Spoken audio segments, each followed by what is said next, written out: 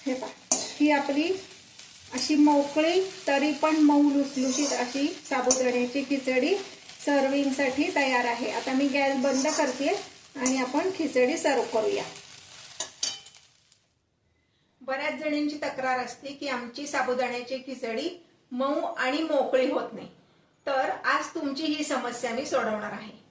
नमस्कार, आऊचा खाऊ या YouTube चॅनलवर मी मेधा तुमच्या सगळ्यांचं मनापासून स्वागत करते। मी आज तुम्हाला साबुदाणा खिचडीची रेसिपी दाखवणार आहे, जी खिचडी मऊ आणि मोकळी तर होईलच, पण त्यात मी एक असा सिक्रेट इन्ग्रेडियंट घातलेला आहे की ज्यामुळे तुम्हाला खिचडी खाऊन पित्त पण होणार नाही। चला तर रेसिपी बघूया।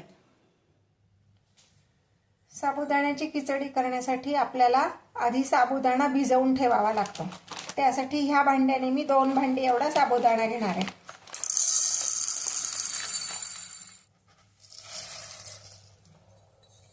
बऱ्याच वेळा काय होतं, साबुदाण्याला स्टार्च भरपूर असतो, म्हणून साबुदाणा आपण धुवून घेणार आहे।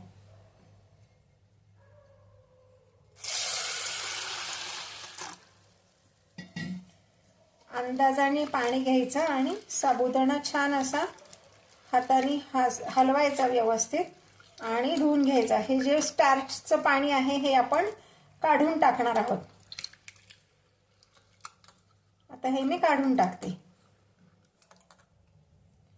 आता साबुदाणा धुवून घेतल्यानंतर आपण ज्या भांड्याने साबुदाणा मोजून घेतलाय त्या भांड्याने 1 भांडा एवढं आपण ह्यात पाणी घालून ठेवायचंय।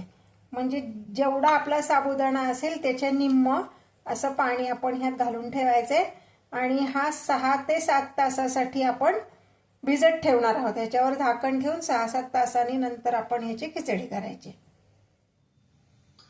हे पहा, साबुदाणा असा छान भिजलाय। असं दाबून बघितला तर तो असा फुटतोय, इतका छान हा भिजला पाहिजे।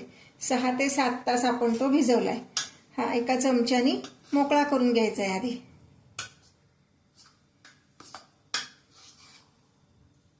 खिचडी जर छान मऊ मोकळी व्हायला हवी असेल तर साबुदाणा भिजवण्यापासून ते त्या साबुदाणा व्यवस्थित परतेपर्यंत सगळ्या टिप्स व्यवस्थित फॉलो करा, म्हणजे तुमची खिचडी अगदी छान मऊ लुसलुशीत आणि मोकळी होईल। तर जेव्हा आपण साबुदाणा भिजवतो तो भिजलाही व्यवस्थित पाहिजे पण मोकळा दिसला पाहिजे। ह्या पद्धतीने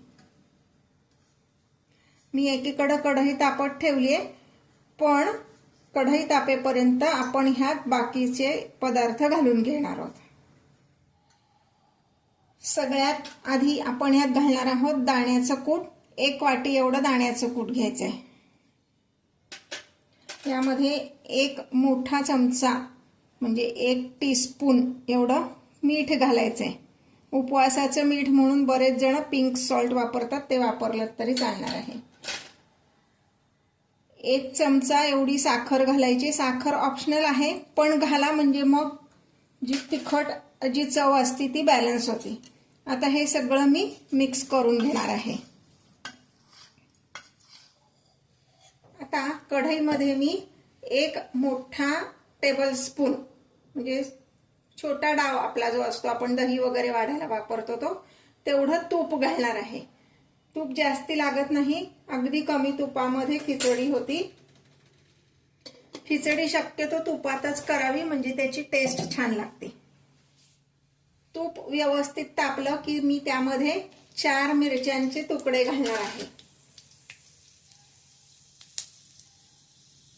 तूप अति पण गरम करायचं नाही, त्यातून धूर आला की पदार्थाची चव बिघडते, म्हणून तूप वितळलं की लगेच त्यामध्ये मिरची घालायची। मिरच्यांचा रंग बदलला की ह्यामध्ये आपण घालणार आहोत 1 चमचा जिरे। तुम्ही उपवासाला जिरे खात नसलात तर नाही घातलेत तरी चालेल। गॅसची फ्लेम मीडियम ठेवायची। आता यामध्ये मी 1 बटाटा बारीक चिरून घेतलाय, तो घालणार आहे।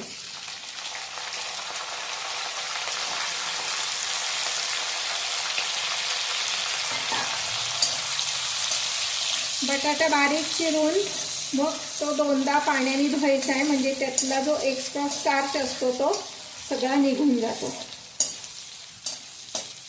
तुमच्याकडे उकडलेला बटाटा असेल तर उकडलेला बटाटा घातला तरी चालेल।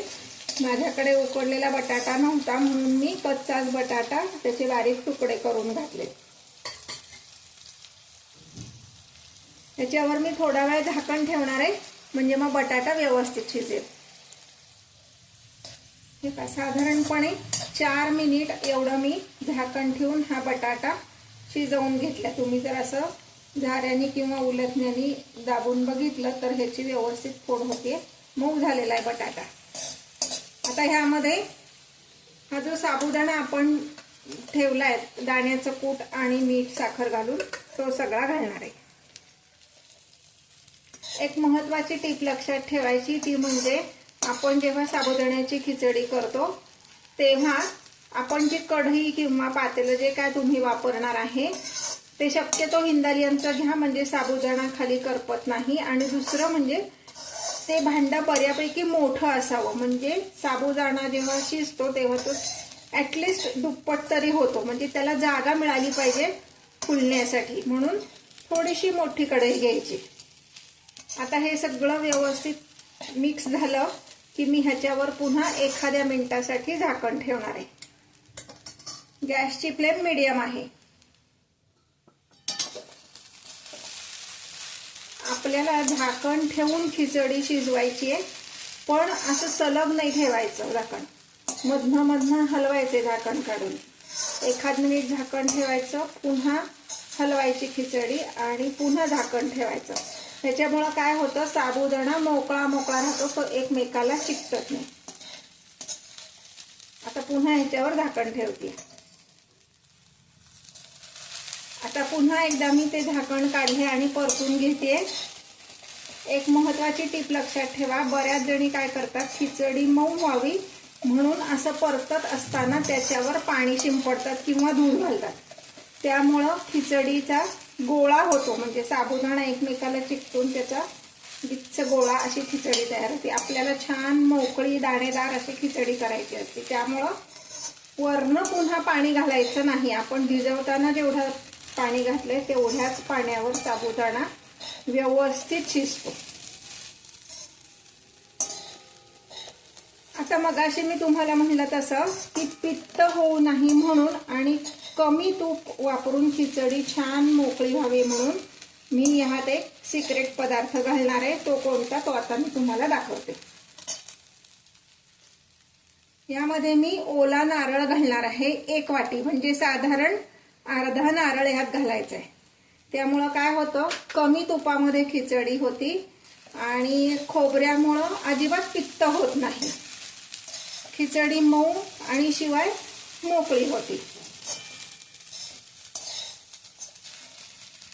आता नारळ घातल्यानंतर मी पुन्हा ह्याच्यावर एखाद मिनिट एवढं झाकण ठेवणार आहे। आता हा साबुदाणा व्यवस्थित शिजलेला आहे। साबुदाण्याचा रंग बदललाय, तो ट्रान्सपरंट दिसतोय, म्हणजे खिचडी आपली व्यवस्थित शिजलेली आहे। मधनं मधनं थोडासा एखाद दुसरा दाणा पांढरट दिसतोय, तर त्यासाठी मी पुन्हा झाकण ठेवणार आहे। पण त्यापूर्वी ह्याच्यावर मी लिंबू पिळणार आहे, साधारणपणे अर्धा लिंबू पिळायचे। पुन्हा एक अर्ध्या मिनिटासाठी झाकण ठेवते। हे पहा, ही आपली अशी मोकळी तरी पण मऊ लुसलुशीत अशी साबुदाण्याची खिचडी सर्विंगसाठी तयार आहे। आता मी गॅस बंद करते आणि आपण खिचडी सर्व करूया।